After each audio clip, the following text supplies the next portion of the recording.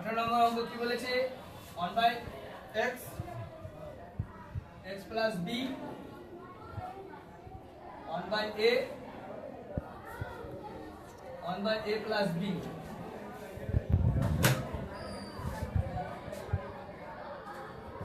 এগুলো লসাগু নিলাও এটা লসাগু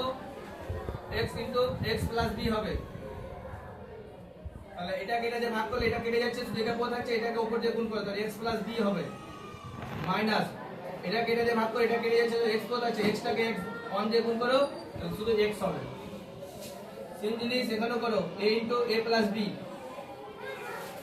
তাহলে এটা a কেটে যাচ্ছে তাহলে এটা পদ আছে এটা উপর দিয়ে গুণ করলে কত হবে a plus b মাইনাস এখানে এটা দিয়ে কেটে যাচ্ছে মানে মেইনলি কথা এটা এই লসাগুটাকে এটা দিয়ে ভাগ করতে হয়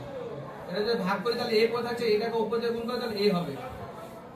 এবার দেখো কাটাকাটি যাবে এখানে প্লাস x এখানে প্লাস x মাইনাস x এখানে প্লাস a মাইনাস a তাহলে এখানে কে পদ আছে b বাই এটা গুণ করে দাও x স্কয়ার প্লাস xb আর এটা গুণ করো b by a square plus ab দেখো তো b আর b এখানে সমানের এই পাশে আছে উপর আছে উপর কাটা যায় কিন্তু সমানের এই পাশে ওপাশে হতে হবে ঠিক আছে তাহলে এখানে কে পদ থাকলে এখানে 1 পদ থাকলে এখানে 1 পদ থাকলো তাহলে এটাকে বর্গমূল করো x স্কয়ার প্লাস xb হবে আর এটা গুণ করলে a স্কয়ার প্লাস ab হবে এই মানটাকে এই পাশে নিয়ে চলে আসো তাহলে x square plus xb minus a square minus ab equal to 0 এর পিছে করব x স্কয়ার আছে এই মানটা আগে নিলাম আর এই মানগুলোকে আমি পরে লিখছি